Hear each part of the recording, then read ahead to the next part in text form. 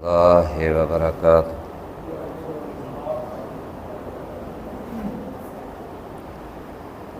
إن الحمد لله نحمده ونستعينه ونستغفره ونعوذ بالله من شرور أنفسنا ومن سيئات أعمالنا من يهده الله فلا مضل له ومن يضلل فلا هادي له وأشهد أن لا إله إلا الله وحده لا شريك له وأشهد أن محمدا عبده ورسوله. يا أيها الذين آمنوا اتقوا الله حق تقاته ولا تموتن إلا وأنتم مسلمون. يا أيها الناس اتقوا ربكم الذي خلقكم من نفس واحدة وخلق منها زوجها وبث منهما رجالا كثيرا ونساء واتقوا الله الذي تساءلون به والأرحام إن الله كان عليكم رقيبا. يا أيها الذين آمنوا اتقوا الله وقولوا قولا سديدا يصلح لكم أعمالكم ويغفر لكم ذنوبكم ومن يطع الله ورسوله فقد فاز فوزا عظيما. أما بعد فإن خير الحديث كتاب الله وخير الهدي هدي محمد صلى الله عليه وسلم وشر الأمور محدثاتها وكل محدثة بدعة وكل بدعة ضلالة وكل ضلالة في النار. اللهم صل على محمد وعلى آل محمد كما صليت على إبراهيم وعلى آل إبراهيم إنك حميد مجيد. اللهم بارك على محمد وعلى آل محمد كما باركت على إبراهيم وعلى آل إبراهيم إنك حميد مجيد. رب اشرح لي صدري ويسر لي أمري واحلل عقدة من لساني يفقهوا قولي.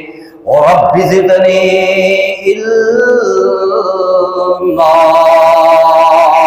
أعوذ بالله السميع العليم من الشيطان الرجيم. بسم الله الرحمن الرحيم. والمؤمنون والمؤمنات بعضهم أولياء بعض يأمرون بالمعروف وينهى عن المنكر ويقيمون الصلاة ويؤتون الزكاة ويطيعون الله ورسوله أولئك سيرحمهم الله إن الله عزیز حکیم۔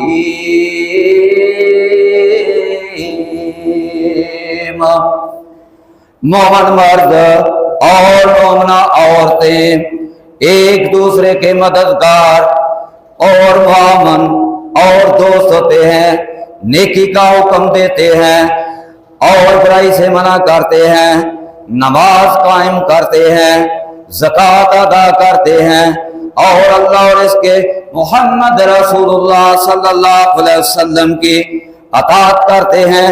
یہی وہ لوگ ہیں جن پر اللہ تعالی رحم کرے گا، اور بے شک اللہ تعالی غالب حکمتوں والا ہے۔ تمام تر تعریفات، حمد و ثنا، حاجت روا، مشکل کشا، بگڑی بنانے والا ایک اللہ وحدہ لا شریک ہے، جس کا پوری کائنات میں، زمین و آسمان میں کوئی شریک نہیں ہے، اور بے حد و حساب لا تعداد درود و سلام میرے اور آپ کے رہبر و رہنما پیر و مرشد حضرت محمد رسول اللہ صلی اللہ علیہ وسلم کی ذات اقدس پر درود و سلام۔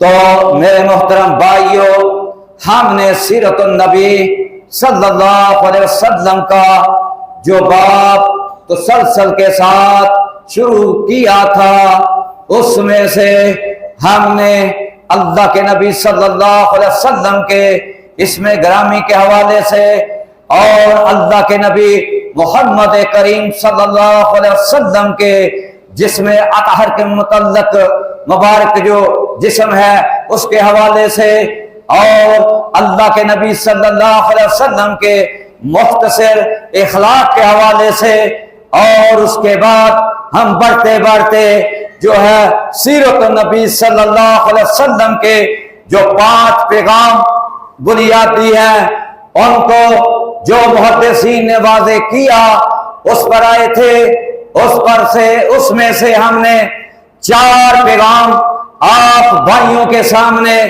عرض کر دیے تھے۔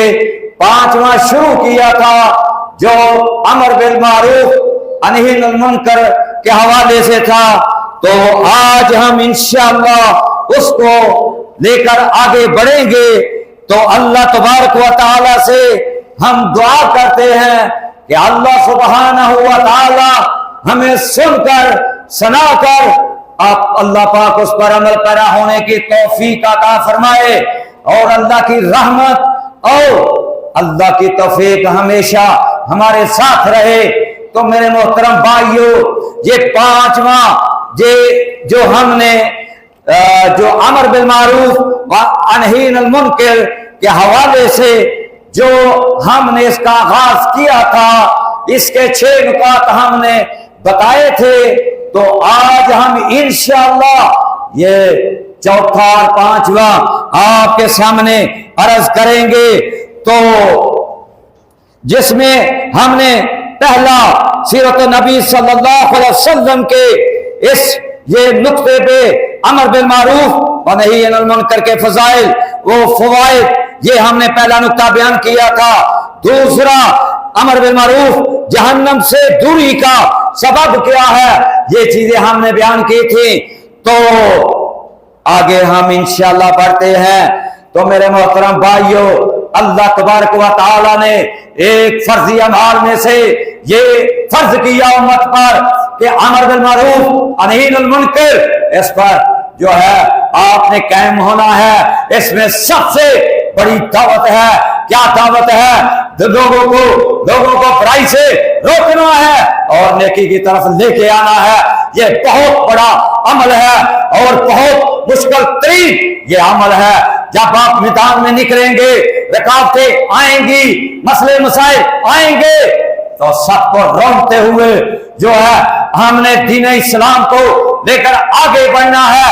یہ تب ہوگا جب ہمیں ان چیزوں کا پتہ ہوگا، اللہ کا کیا حکم ہے، نبی محمد کریم صلی اللہ علیہ وسلم کا کیا حکم ہے، اللہ کے نبی صلی اللہ علیہ وسلم کا کیا طریقہ کار تھا، کیسے انہوں نے دعوت کو عام کیا، باہر میدانوں میں نکلے، مساجد سے نکلے، یہ مدرسوں سے مساجد سے نکل کر میدان میں آئے، لوگوں کو دعوت دی اور کھلی جگہ پر ایک پہاڑی پر کھڑے ہو کر کہا لوگوں پڑھو قولوا لا الہ الا اللہ تفلحوا، فلاح پا جاؤ گے، اللہ پر ایمان لے آؤ، اللہ کے نبی محمد صلی اللہ علیہ وسلم پر ایمان لے آؤ تو بچ جاؤ گے، آخری شریعت پر، آخری نبی پر، آخری کتاب پر ایمان لے آؤ، بچ جاؤ گے، فلاح پا جاؤ گے۔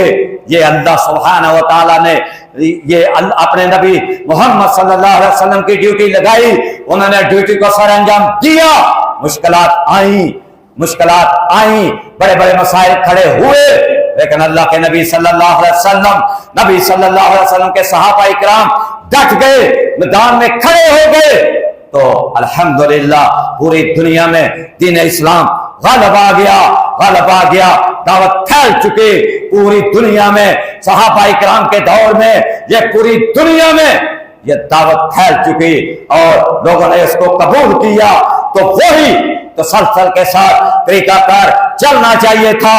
نبی صلی اللہ علیہ وسلم کے بعد صحابہ اکرام کی سب سے افضل ترین جماعت تھی، اس کے بعد تابعین کی سب سے افضل جماعت تھی، اس کے بعد تبع تابعین کی، اس کے بعد یہ کام میں سستی آ گئی، یہ دعوت کے کام میں سستی آ گئی، یہ امت محمدیہ، یہ مسلمان اپنا مقصد چھوڑ چکے، اس مقصد کو چھوڑ گئے، بھول گئے، لاپرواہ ہو گئے، جس کی وجہ سے آج دنیا میں مسلمانوں کے اندر فتنے برپا ہے۔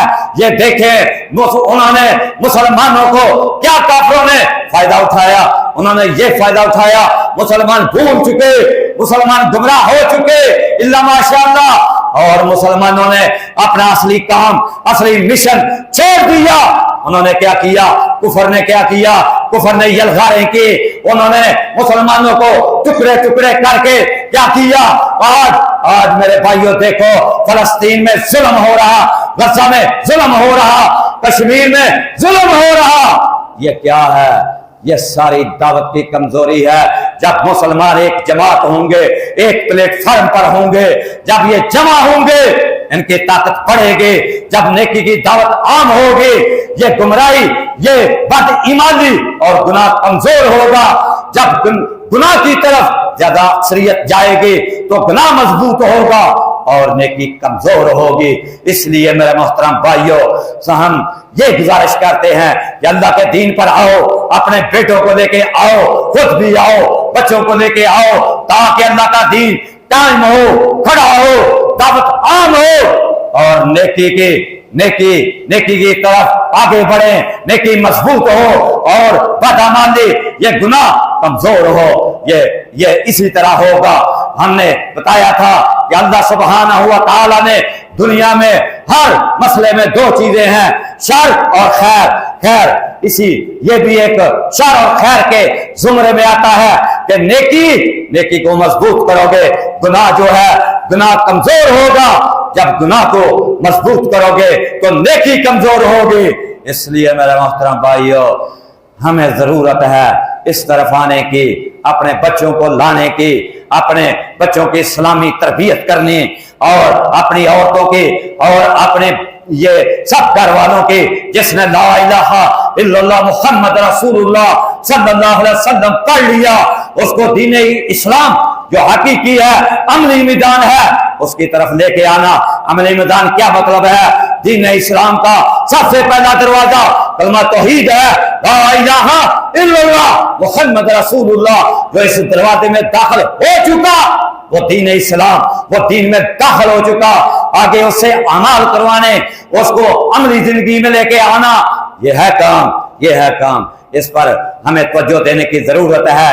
ہمارا بیٹا لا الہ الا اللہ پڑھتا ہے، نماز نہیں پڑھتا، ہمارا بیٹا لا الہ الا اللہ پڑھتا ہے، کوئی نیکی کا کام نہیں کرتا، والدین کی خدمت نہیں کرتا، ہمارا بیٹا لا الہ الا اللہ پڑھتا ہے, زکات نہیں دیتا, لا الہ الا اللہ پڑھتا ہے, لیکن میرے محترم بھائیوں وہ نیکی کے کام کرنے کی کوشش نہیں کرتا, نیکی کی دعوت کو عام نہیں کرتا, برائی کا ساتھ دیتا ہے, گناہ کی طرف کھڑا ہے, لیکن لا الہ الا اللہ بھی پڑھتا ہے. اس کو دین اسلام پر لانا, وہ دین اسلام پر کیسے آئے گا, کیسے پتا چلے گا یہ دین اسلام پر آ گیا, کھڑا ہو گیا؟ جب وہ نماز کی پابندی کرے گا, اللہ کے تمام احکامات پر عمل کرا ہوگا, تو تب وہ دین اسلام پر کھڑا ہوگا. تو اس لیے میرے محترم بھائیوں یہ ہم گزارش کرتے ہیں, عملی میدان میں آؤ, اپنے بچوں کو لے کے آؤ, عمل میں آؤ. یہ صرف لا الہ الا اللہ اور سال بعد عید پڑھ لی, یہ دین نہیں ہے.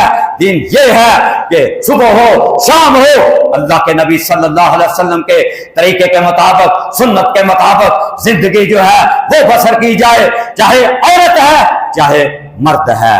تو اس لیے میرے محترم بھائیوں اس کی طرف توجہ دینے کی اشد ضرورت ہے. تو اس حوالے سے جو ہم یہاں تک پہنچے تھے کہ جو امر بالمعروف ونہی عن المنکر کے حوالے سے یہ ہم بات کرتے کرتے تو یہ ہم یہاں تک پہنچے تھے کہ یہ 4 نقطے بیان کیے تھے, یہ 5واں نقطہ ہے. تو اس کا تھوڑا سا ہم نے کیا تھا بیان, لیکن آگے ہم بڑھتے ہیں. تو اس میں اللہ تبارک و تعالی فرماتے ہیں یا بنی اقیم الصلاۃ وامر بالمعروف وانہ عن المنکر واصبر علی ما اصابک ان ذالک من عزم الامور.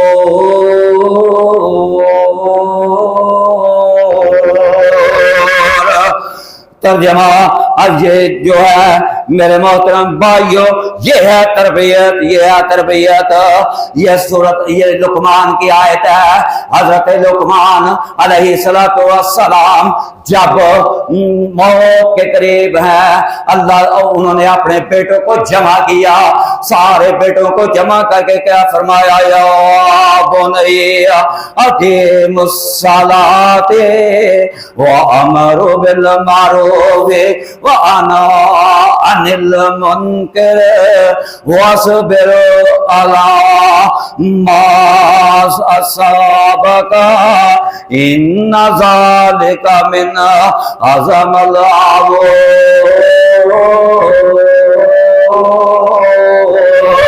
اے میرے پیارے بیٹو, اے میرے اولاد, اے بنی آدم کے بیٹو, اے میرے پیارے بیٹو, نماز قائم کرنا, امر بالمعروف.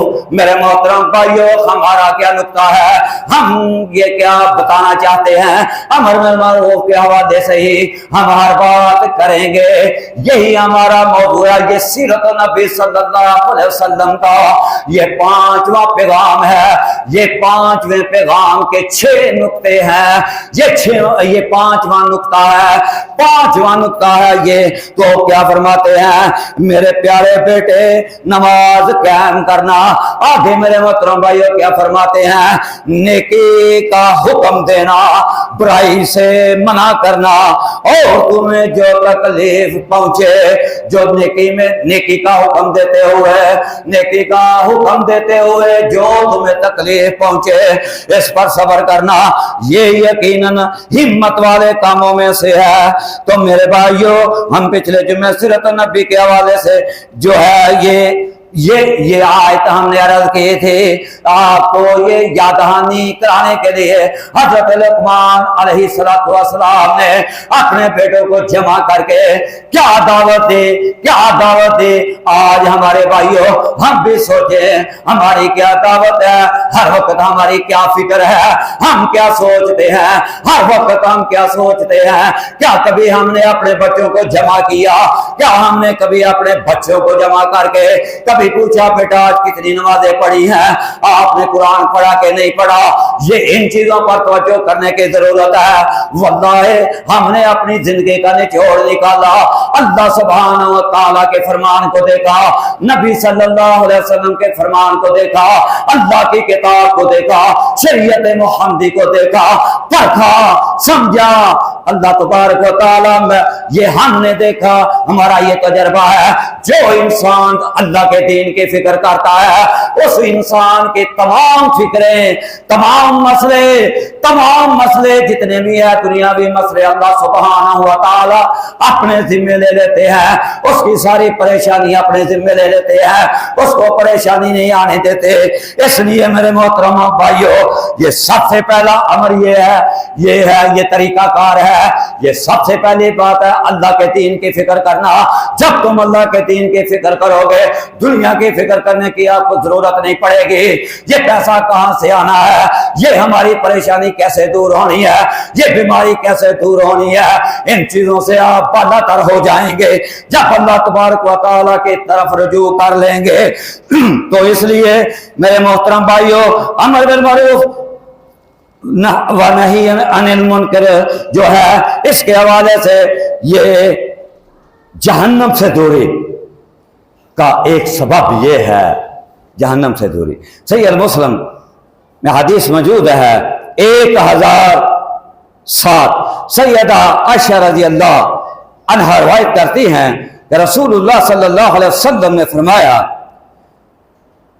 بنو آدم میں سے ہر انسان کو جتنی روح کائنات ہے، جتنے انسان ہیں، ان کو 360 جوڑ، انسان کے جسم میں 360 جوڑ ہیں، 360 جوڑوں پر پیدا کیا گیا ہے۔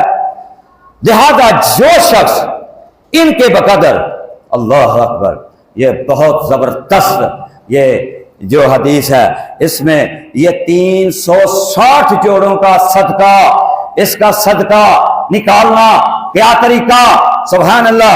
حضرت عائشہ رضی اللہ تعالی عنہا فرماتی ہے کہ نبی صلی اللہ علیہ وسلم نے فرمایا کہ ان کے بقدر اللہ اکبر، لا الہ الا اللہ، الحمدللہ، سبحان اللہ، استغفر اللہ کہے اور لوگوں کے راستے سے پتھر یا کانٹا یا ہڈی ہٹا دے، نیکی کا حکم دے، امر بالمعروف، نیکی کا حکم دے یہ، اور برائی سے منع کرے، تو وہ یقین کر لے کہ اس دن اس نے اپنے آپ کو جہنم سے دور کر لیا۔ جہنم کی دوری، یہ ذکر و اذکار، اللہ کی تعریفات، اللہ کے نام کو بلند کرنا، اللہ کے نام کو لینا، یہ جملے ہیں، اللہ اکبر، لا الہ الا اللہ، الحمدللہ، سبحان اللہ، استغفر اللہ، چلتے پھرتے اٹھتے بیٹھتے جب یہ ذکر کرو گے تو اللہ کی جہنم آپ سے دور ہوتی جائے گی، اور نیکی کا حکم دو گے، برائی سے لوگوں کو منع کرو گے، نیکی کے ساتھ کھڑے ہوگے اور برائی سے خلاف چلو گے، برائی کو روکو گے۔ تو اس لیے میرے محترم بھائیو، یہ اللہ سبحانہ و تعالیٰ کے نبی محمد صلی اللہ علیہ وسلم کا فرمان ہے، یہ روایت۔ تو نیکی کا حکم دینا، برائی سے منع کرنا، یہ صدقہ ہے میرے محترم بھائیو، یہ بھی صدقہ ہے۔ آپ کسی کو نماز کی دعوت دیتے ہیں، آپ کسی کو نیک کام کی دعوت دیتے ہیں، والدین کی خدمت کرنے کی دعوت دیتے ہیں، یہ بھی صدقہ ہے۔ تو آگے دوسری حدیث ہے صحیح المسلم میں 1006، حضرت ابو ذر رضی اللہ تعالی عنہ روایت کرتے ہیں کہ رسول اللہ صلی اللہ علیہ وسلم کے اصحاب میں سے کچھ لوگوں نے آپ سے کہا، اے اللہ کے رسول، یعنی مال و دولت والے لوگ، جو مال ہے، جن کے پاس مال ہے، پیسہ ہے، مال و دولت والے لوگ جو ہیں وہ یہ اذکار بھی کرتے ہیں، اللہ اکبر، الحمدللہ، سبحان اللہ، لا الہ الا اللہ، استغفر اللہ، اور یہ بھی ذکر کرتے ہیں، اور ان کے پاس مال ہے، وہ مال کا صدقہ بھی کرتے ہیں، تو وہ ہم سے آگے بڑھ گئے۔ ہمارے پاس مال نہیں ہے، صرف یہی اذکار ہے، ہمارے پاس مال نہیں ہے، تو باقی صحابہ اکرام جن کے پاس مال ہے وہ ہم سے آگے بڑھ گئے، وہ ہم سے سبقت لے گئے۔ تو اللہ کے نبی صلی اللہ علیہ وسلم نے فرمایا اللہ اکبر کہ وہ نمازیں، صحابہ کرام فرماتے ہیں وہ نمازیں بھی پڑھتے ہیں، روزے بھی رکھتے ہیں، یہ ذکر بھی کرتے ہیں اور صدقہ خیرات بھی کرتے ہیں، تو اس لیے وہ تو ہم سے بڑھ گئے، ان کے پاس مال بھی ہے، وہ مال بھی اللہ کے راستے میں خرچ کرتے ہیں، یہ ان کا ہماری نسبت سے یعنی کہ ہمارے برابری سے یہ اگلا کام ہے کہ وہ اللہ کے راستے میں مال خرچ کرتے ہیں، تو وہ تو ہم سے بڑھ گئے۔ یہ صحابہ کرام اللہ کے نبی صلی اللہ علیہ وسلم سے یہ سوال کر رہے ہیں، تو رسول اللہ صلی اللہ علیہ وسلم نے فرمایا اولیسا قد جعل اللہ لکم ما تصدقون، کیا اللہ تعالیٰ نے، نبی صلی اللہ علیہ وسلم نے سوال کیا، کیا اللہ تعالیٰ نے تمہارے لیے بھی صدقہ کرنے کا ذریعہ نہیں بنا دیا؟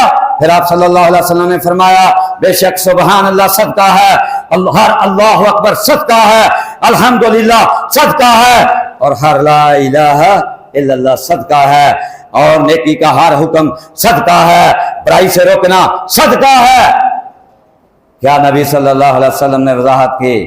اس میں جب یہ آپ کو یہ سمجھ آ رہی ہے کہ یہ مال سے بڑھ گئے، مال کی وجہ سے بڑھ گئے، تم کیا کرو، ان اذکار میں، ان کاموں میں، نیکی کے حکم میں، برائی سے منع کرنے میں یہ جو تیزی لاؤ اور اس کو بڑھاؤ، وہ آپ سے نہیں بڑھیں گے۔ اللہ سبحانہ و تعالی دلوں کو دیکھتا ہے، ان کے پاس ہے، آپ کے پاس نہیں ہے، اللہ کے علم میں ہے۔ اللہ سبحانہ و تعالی یہ جو ہے اجر آپ کو ان سے زیادہ دیں گے۔ اللہ کے نبی صلی اللہ علیہ وسلم نے ان کو حوصلہ دیا، ان کو تسلی دی، تو وہ نیکی کے کام میں بڑے آگے بڑھے، نیکی کے کاموں میں بڑھے اور برائی سے لوگوں کو منع کرنا شروع کر دیا، اور اس اذکار کو اللہ اکبر الحمدللہ سبحان اللہ ان میں تیزی لائی، کثرت سے یہ جو ہے اس کا ذکر کرنا شروع کیا۔ اللہ اکبر۔ تو میرے محترم بھائیو، آگے امر بالمعروف و نہی عن المنکر گناہوں کی بخشش کا ذریعہ ہے۔ حضرت حذیفہ بن یمان رضی اللہ عنہ صحیح البخاری میں 1435 یہ حدیث کا نمبر ہے، بیان کرتے ہیں کہ انہوں نے رسول اللہ صلی اللہ علیہ وسلم سے سنا کہ آپ نے ارشاد فرمایا آدمی اپنے گھر والوں، اپنی مال، اپنی اولاد اور اپنے پڑوسی کی آزمائش میں پڑھ کر جن گناہوں کا ارتکاب کرتا ہے، انہیں روزہ، نماز، صدقہ، امر بالمعروف جیسے نیک اعمال مٹا دیتے ہیں۔ کہ بچوں کے ساتھ زیادتی ہو گئی، کوئی ان کے ساتھ ظلم ہو گیا، کوئی وراثت میں، کوئی دوسرے معاملات میں، یا حق کے حوالے سے، یا ہمسایوں کے حقوق کے حوالے سے، کسی حوالے سے کوئی مسئلہ پیش آ گیا، تو اللہ سبحانہ و تعالیٰ کے نبی محمد صلی اللہ علیہ وسلم فرماتے ہیں، حضرت حذیفہ بن یمان رضی اللہ تعالیٰ عنہ یہ بیان کرتے ہیں کہ اللہ کے نبی صلی اللہ علیہ وسلم نے فرمایا کہ جو آپ کی آزمائش یعنی کہ گناہ یا بچوں کی وجہ سے بچے کوئی گناہ کرتے ہیں، اس کا ذمہ دار کون ہے؟ وہ والدین ہیں۔ بچے گناہ کرتے ہیں، چھپ کے کرتے ہیں، سرے عام کرتے ہیں، روکتے ہیں، والدین نہیں روکتا، تو یہ اس طرح کے جو گناہ ہیں اس کا کفارہ کیسے؟ اللہ کے نبی صلی اللہ علیہ وسلم نے فرمایا کہ نماز پر پابند رہا، روزے پر پابند رہا، صدقہ اور نیکی، صدقہ کرتا رہا، لوگوں کو نیکی کی دعوت دیتا رہا اور برائی سے لوگوں کو منع کرتا رہا، یہ چیزیں اس کے جو آزمائش اس پر آئی ہے ان گناہوں کا کفارہ ادا ہوگا، وہ ان سے بچ جائے گا، وہ اس کے سارے اعمال جو برائی ہے اس کو مٹا دے گی یہ چیزیں، اور وہ نیک اعمال میں تبدیل ہو جائے گا۔ تو یہ بہت امر بالمعروف اجر عظیم، یہ بہت عظیم عمل ہے، تو اس لیے میرے محترم بھائیوں اس پر توجہ کرنی چاہیے، بچوں کو بھی دعوت دینی چاہیے، بڑوں کو بھی دینی چاہیے۔ تو آگے یہ سورۃ النساء میں اللہ تبارک و تعالیٰ ارشاد فرماتے ہیں، یہ سارا امر بالمعروف و نہی عن المنکر کے حوالے سے جو ہے ہم یہ 5واں نقطہ ہے سیرت نبی صلی اللہ علیہ وسلم کا 5واں پیغام، اور 5ویں پیغام کے 6 نقطے ہیں، ان میں سے ہم نے 4 بیان کیے تھے، یہ 5واں نقطہ ہے۔ تو اس میں سورۃ النساء میں اس میں سارا یہی ہے، نیکی کی دعوت دو اور برائی سے لوگوں کو منع کرو، لوگوں کو بھی خود بھی برائی سے بچیں اور نیکی کی دعوت کو عام کریں، اس کو اپنے گھروں میں، اپنے محلوں میں، اپنے علاقوں میں۔ تو جب نیکی مضبوط ہوگی تو گناہ کمزور ہوگا، جو کمزور تر ہوتا جائے گا۔ جب نیکی کی دعوت عام ہوگی، نیکی مضبوط ہوگی۔ کیسے مضبوط ہوگی؟ جب ہم دعوتی میدان میں نکلیں گے، لوگوں کو دعوت دیں گے، لوگوں کو نماز کی دعوت دیں گے، نیک اعمال کی دعوت دیں گے، تو گناہ کمزور ہوگا۔ اور جب ہم گناہ کے ساتھ کھڑے ہوں گے تو پھر کیا ہوگا؟ گناہ مضبوط ہوگا، نیکی کمزور ہوگی۔ تو اس لیے میرے محترم بھائیوں، یہ ہے امر بالمعروف، اس نقطے کو ہمیں سمجھنا چاہیے کہ نیکی جو ہے، نیکی یہ وہی بات، ایک شر ہے اور ایک خیر ہے، ایک اللہ ہے ایک شیطان ہے۔ یہ ہر مسئلے میں 2 چیزیں ہیں، پلس مائنس۔ اس میں میرے محترم بھائیوں، یہ شر اور خیر، یہ بھی شر ہے، نیکی خیر ہے اور برائی شر ہے۔ جب ہم شر کا ساتھ دیں گے تو کیا ہوگا؟ نیکی کمزور ہوگی۔ جب ہم نیکی کا ساتھ دیں گے پھر شر کمزور ہوگا۔ تو ہم نے نیکی کے ساتھ کھڑا ہونا ہے، شر کو کمزور کرنا ہے۔ تو وہ کمزور ہوتا جائے گا، آہستہ آہستہ نیکی بڑھتی جائے گی، برائی ختم ہوتی جائے گی، اور ایک وقت انشاءاللہ آئے گا کہ یہ جو ہے برائی بالکل ختم ہو جائے گی۔ جب ہم اس مشن پہ اس کو آگے لے کے چلیں گے اور اس پر توجہ کریں گے، یہ سارے بھائی کریں گے، محلوں میں، علاقوں میں سب لوگ مسلمان اپنا یہ فریضہ سمجھیں گے، اس طرف آئیں گے تو تب یہ ہوگا۔ تو ورنہ تو اللہ سبحانہ و تعالیٰ کا یہ وعدہ ہے کہ آخر جو ہے دین اسلام غلبہ کے رہے گا۔ ہم کوشش کریں یا نہ کریں، ہم نے اپنے لیے کرنی ہے، اللہ کو ہماری کوشش کی کوئی ضرورت نہیں ہے۔ اللہ جب چاہے جو چاہے وہ کر سکتے ہیں، صرف یہ انسان کو اللہ تبارک و تعالیٰ نے یہ دی ہے، توفیق دی ہے کہ مسلمانوں نیکی کرو، اپنے درجات کو بلند کرو، مراتب بلند کرو، جنت الفردوس کو پہنچو۔ کیسے پہنچیں گے؟ جب ہم نیکی بڑھ چڑھ کے کریں گے تو انشاءاللہ اللہ سبحانہ و تعالی منزل دیں گے، جنت الفردوس بھی دیں گے۔ تو سورۃ النساء میں اللہ تبارک و تعالی ارشاد فرماتے ہیں، لا خیر فی کثیر من نجواہم الا من امر بصدقات او معروف او اصلاح بین الناس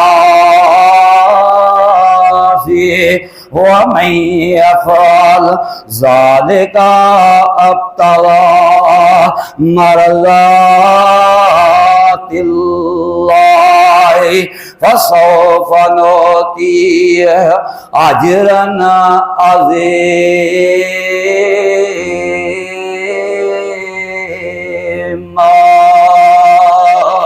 اللہ تبارک و تعالیٰ کیا فرماتے ہیں؟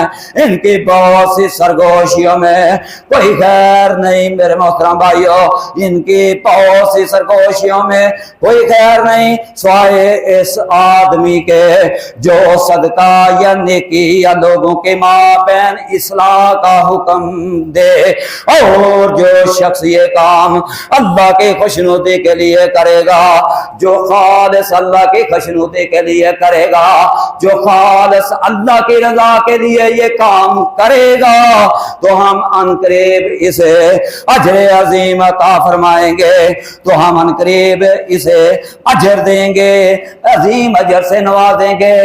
کن لوگوں کو جو صدقہ بھی کرتا ہے، نیکی کا حکم بھی دیتا ہے، برائی سے لوگوں کو منع کرتا ہے اور دعوت کا کام کرتا ہے، اس کی ایک فکر ہے کہ اللہ کو راضی کرنا ہے، اللہ کے خوش خوشنودی کے لیے۔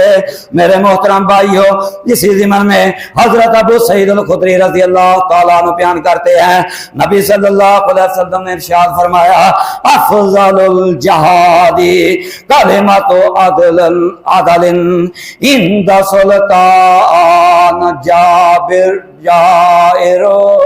بہترین جہاد ظالم بادشاہ کے سامنے کلمہ حق اور انصاف کہنا ہے۔ کیا مطلب ہے میرے محترم بھائیو؟ ہر برائی کے سامنے نیکی پر ڈٹ جانا، یہ افضل جہاد ہے۔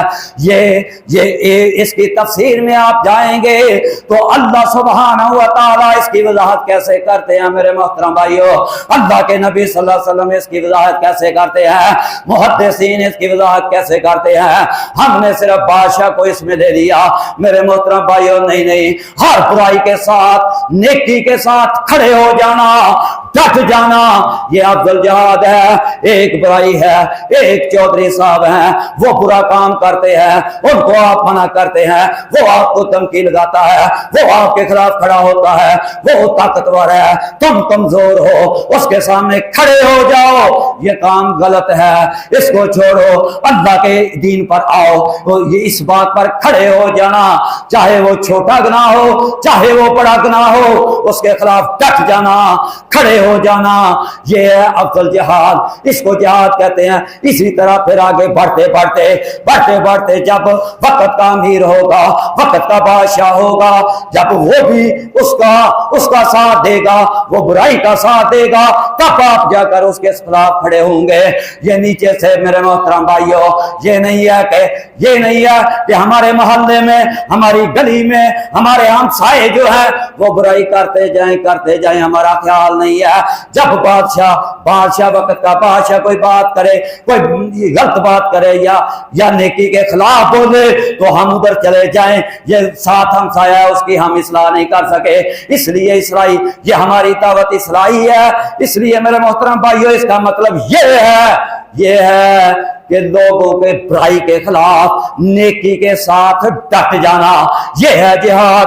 اس کو جہاد جو ہے یہ کہا گیا ہے۔ تو میرے محترم بھائیو، آگے امر بالمعروف و نہی عن المنکر کے 3 شرطیں ہیں میرے محترم بھائیو، 3 شرطیں ہیں۔ جس نے یہ دعوت دینی ہے، جس نے یہ دعوت کے میدان میں نکلنا ہے، آگے لوگوں کو دعوت دینی ہے، یہ اس کی 3 شرائط ہونی چاہیے، یہ 3 خوبیاں اس انسان میں ہونی چاہیے۔ نمبر 1، پہلی جو ہے وہ ہے علم کا ہونا لازم ہے، علم فہم کا ہونا لازم ہے، اس کو پتا ہو کہ اصلی دین کیا ہے، دین اسلام کیا ہے، قرآن و حدیث کیا ہے، اس کو یہ علم ہونا چاہیے کہ یہ محمدی شریعت کیا کہتی ہے، نبی صلی اللہ علیہ وسلم کا فرمان کیا ہے، اس کے اندر علم بھی ہو، بصیرت بھی ہو، یہ چیزیں اس کے اندر ہونی چاہیے۔ یہ نہیں ہے کہ یہ غلط مسائل لوگوں کو بتاتا جائے، اس کے اندر یہ صحیح معنوں میں جو دین حق ہے، اللہ کا دین ہے، اس پر عبوری زیادہ سے زیادہ ہونی چاہیے، اس کے اندر علم کا ہونا لازم ہے۔ اس لیے میرے محترم بھائیو، وہ پہچان کر سکے، وہ اس معیار کا، شریعت کا، اس کی پہچان کرے۔ ایسا نہیں ہونا چاہیے کہ وہ انسان کا مزاج دیکھے یا اپنی خواہش نفس کے مطابق دعوت دے، یہ نہیں ہونا چاہیے۔ صحیح علم کے ساتھ، صحیح بصیرت کے ساتھ، اللہ کے نبی صلی اللہ علیہ وسلم کا جو فرمان ہے اس کے مطابق دین کی دعوت دے، اس کے مطابق جو ہے لوگوں کو آگاہ کرے، اس کے مطابق دین اسلام پر لے کے آئے۔ یہ ہے مطلب اس کا علم کا ہونا، یہ صحیح شرعی علم کا ہونا، یہ مقصد ہے۔ یہ مقصد نہیں ہے اپنے خواہش نفس کے مطابق کوئی مسائل بتائے یا کسی انسان کے مزاج کے مطابق اس کو مسئلہ بتائے، یہ نہیں ہونا چاہیے۔ صحیح شریعت جو ہے، شریعت محمدی، آخری نبی محمد صلی اللہ علیہ وسلم کا جو فرمان ہے، جو اللہ سبحانہ و تعالیٰ کی آخری کتاب ہے، قرآن مجید ہے، اس کے بعد احادیث مبارک آتی ہیں، ان کے مطابق علم کا ہونا لازم ہے۔ اس کے مطابق جو ہے وہ نیکی کی دعوت دے۔ ایسے نہیں ہے کہ وہ نیکی کا اس کو پتہ خود ہی نہ ہو کہ نیکی کیا ہے اور برائی کیا ہے، اس کی پہچان ہی نہ ہو اور دعوت میں نکل جائے گا تو پھر کیا ہوگا میرے بھائیو؟ پھر دنیا میں فتنے برپا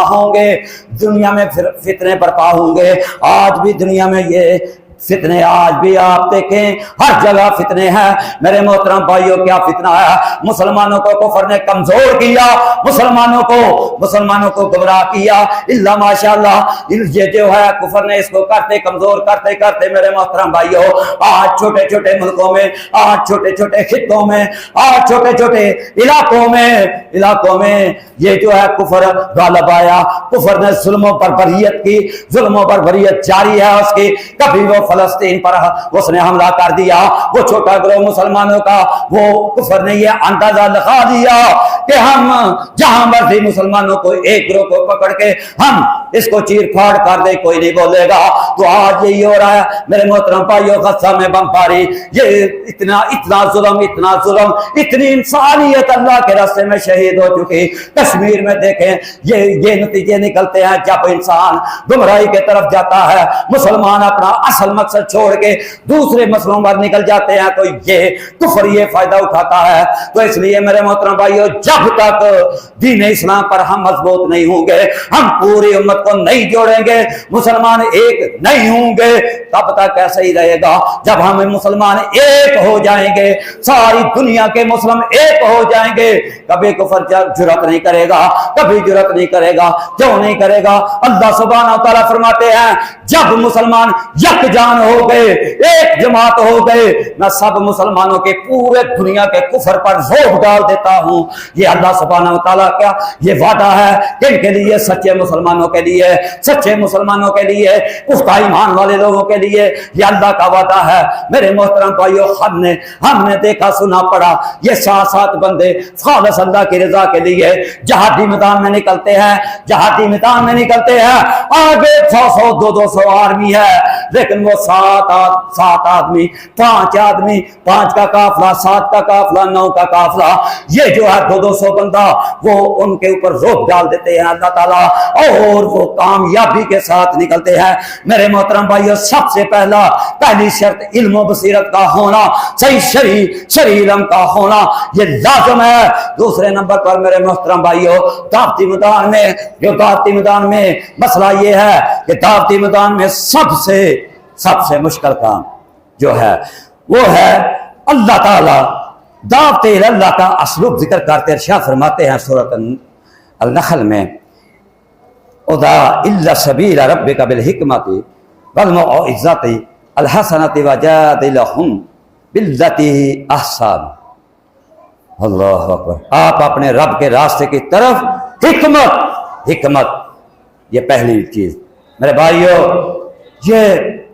یہ نوجوانوں ان چیزوں کو اپنے دماغ میں بٹھا لو. پہلا کیا ہے؟ حکمت. کیا مطلب؟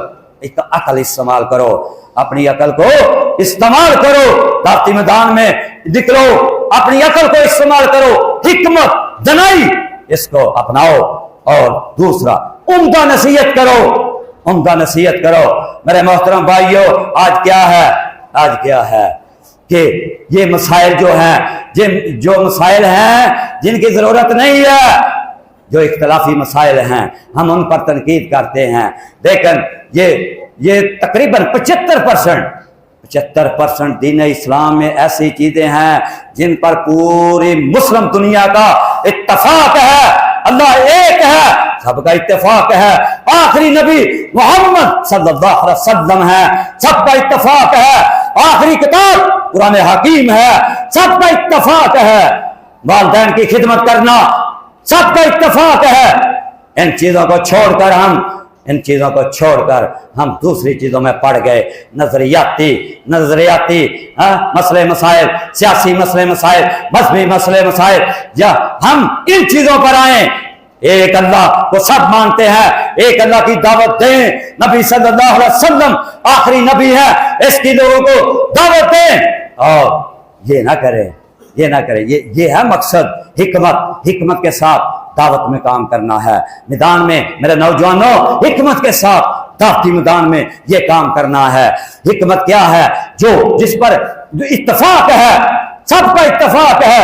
اہل سنت کا بھی اتفاق ہے, اہل حدیث کا بھی اتفاق ہے, دیوبندی کا بھی اتفاق ہے, اور سب نقشبندی یہ جتنے بھی ہیں ان کا جو اتفاق ہے تم اس کی دعوت دو، اس کی دعوت دو، اس کو فوراً یہ نہ کہو کہ ایسے نہیں ایسے کرو، یہ نہیں ہونا چاہیے۔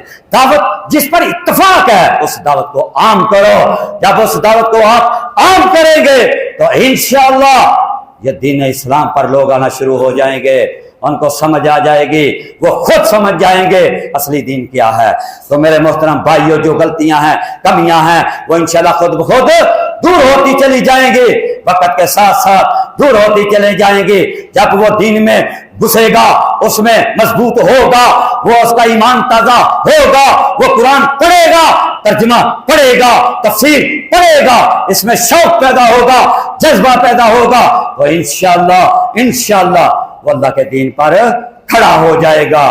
جب ہم پہلے یہ جاتے ہوئے کہیں گے بھائی یہ تم نے انگریزوں والی شکل بنا دی، تنقید کریں گے، شکل بنائی، یہ داڑھی کو بڑھاؤ، داڑھی کو رکھو، سب سے پہلا ہم دعوت کیا دیں گے؟ یہ دعوت نہیں ہے، یہ سیدھی سینے میں گولی ہے، اس سے پرہیز کرنا چاہیے۔ سب سے پہلے اس کے دین کی اہمیت بتاؤ، دین کیا ہے، اسلام کیا ہے، مسلمان کیا ہے۔ جب تم یہ بتاؤ گے تو پھر وہ آہستہ آہستہ اللہ بھی اس کا دل پھیرے گا، وہ دین کی طرف آئے گا۔ جب دین کی طرف آئے گا تو وہ خود حدیث پڑھے گا کہ اللہ کے نبی صلی اللہ علیہ وسلم نے فرمایا کہ داڑھی کو معاف کر دو، تو انشاءاللہ اس پر عمل کرے گا، اس پر عمل کرے گا۔ اس کو دعوت یہ دو، اللہ ایک ہے، نبی محمد صلی اللہ علیہ وسلم آخری نبی ہیں، آخری کتاب ہے، آخری شریعت ہے، قیامت تک یہی چلے گی۔ وہ کہے گا بالکل صحیح ہے، ایسے ہی ہے، ایسے ہی ہے۔ بھائی پھر نماز پڑھو، نماز پر سب کا اتفاق ہے، سارے جتنے بھی مسالک ہیں دنیا میں سب کا، مسلمانوں کے سب کا اتفاق ہے، نماز کی دعوت دو۔ روزہ ہے، سب کا اتفاق ہے، روزے کی دعوت دو۔ کلمہ توحید سب پر اتفاق ہے، سب کا، اس پر دعوت دو۔ یہ دعوت دینے کے لیے 75% مواد موجود ہے، لیکن ہمارا طرز عمل کیا ہے؟ ہم سب سے پہلے دعوت میں نکلتے ہیں اور تنقیدی، یہ نہیں ہونا چاہیے۔ تو میرے محترم بھائیو، عمدہ نصیحت، اس کا مطلب یہ مطلب ہے، عمدہ نصیحت یہ ہے، یہ اختیار کرنی ہے کہ اللہ سبحانہ و تعالی جس پر ساری امت کا اتفاق ہے اس کی دعوت دیں، اس کے لیے آگے بڑھیں، اس کے لیے آگے بڑھیں، اور ایسے طریقے سے مباحثہ نہ کریں، یعنی جو بحث ہے اچھے طریقے سے اگر کرنی پڑے علم کے ساتھ، جو لوگ علم والے ہیں ان کے ساتھ آپ تھوڑی بحث کر سکتے ہیں، لیکن جاہل کے ساتھ بحث نہیں کرنی، جس کو پتہ ہی نہیں علم کیا ہے۔ تو اتنے اچھے انداز سے بات کریں کہ بندہ جو ہے وہ یہ سمجھنے لگے کہ یہ میرا بڑا خیر خواہ ہے، یہ میرا بھائی ہے، اس کو میری تکلیف ہے۔ اس انداز سے اس کو مطمئن کریں، اس کو دعوت پر لے کے آئیں، اس کی خیر خواہی کریں۔ واللہ میرے بھائیو یہ مشکل نہیں ہے۔ تو عمدہ نصیحت، ہمدردی، خیر خواہی، تو اس کے حوالے سے نبی صلی اللہ علیہ وسلم کی زندگی میں کئی مثالیں ملتی ہیں۔ صحیح مسلم میں 285 حدیث ہے کہ حضرت انس رضی اللہ تعالیٰ بیان کرتے ہیں کہ ہم مسجد میں رسول اللہ صلی اللہ علیہ وسلم کے ساتھ تھے، ایک دیہاتی آیا، اس نے مسجد میں پیشاب کر دیا۔ یہ نرم رویہ، نرمی، اس نے پیشاب کر دیا۔ تمام صحابہ اکرام نے دیکھا تو ساتھ ادھر لپکے، اس کو ماریں، اس کو روکیں۔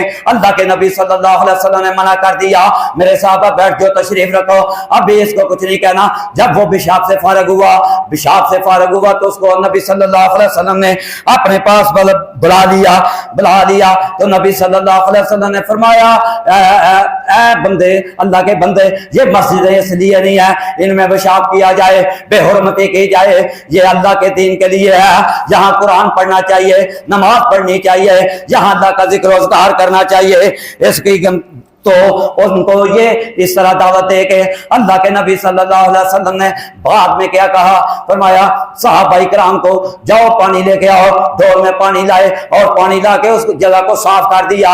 تو میرے محترم بھائیو، اتنا نرم رویہ اللہ کے نبی صلی اللہ علیہ وسلم نے یہ اختیار کیا۔ صحابہ اکرام کو غصہ آیا، لیکن انہوں نے نبی صلی اللہ علیہ وسلم نے منع کر دیا کہ نہیں ایسے نہیں کرنا۔ یہ ہے حکمت، یہ نرمی، حکمت۔ تو جب اس کو پتہ چل گیا اللہ اکبر. تو ایک وقت آیا میرے محترم بھائیوں، اس نے اسلام قبول کر لیا. پہلی شرط یہ، ہم 2 شرطیں بیان کی ہیں، تو انشاءاللہ وقت جلدی ختم ہو گیا تو سارا نہیں مکمل ہو سکا. آگے انشاءاللہ 2 شرطوں، یہ پہلی شرط علم، شرعی علم کا ہونا، شریعت کے مطابق، قرآن و حدیث کے مطابق علم کا ہونا، اور دوسرا رویے کو نرم رکھنا، دعوت دیتے ہوئے رویے کو نرم رکھنا. تو آگے میرے محترم بھائیو تیسری شرط ہے صبر کرنا. صبر کرنا، اس کے حوالے سے انشاءاللہ آئندہ جمعے آپ کے سامنے عرض کریں گے. اللہ تبارک و تعالیٰ سے ہم دل کی گہرائیوں سے یہ دعا کرتے ہیں کہ اللہ تبارک و تعالیٰ ہم سب کا آنا بیٹھنا یہ اپنی بارگاہ جلیلہ میں قبول و منظور فرما کر ذریعہ نجات بنائے اور ہمیں دین اسلام پر کھڑا کرے. اللہ پاک ہماری یہ کوشش کاوش کو اپنی بارگاہ جلیلہ میں قبول و منظور فرما کے ہم سب کو اور خواتین کو بھی اللہ جنت الفردوس میں اعلیٰ مقام عطا فرمائے. وآخر دعوانا الحمدللہ رب العالمین.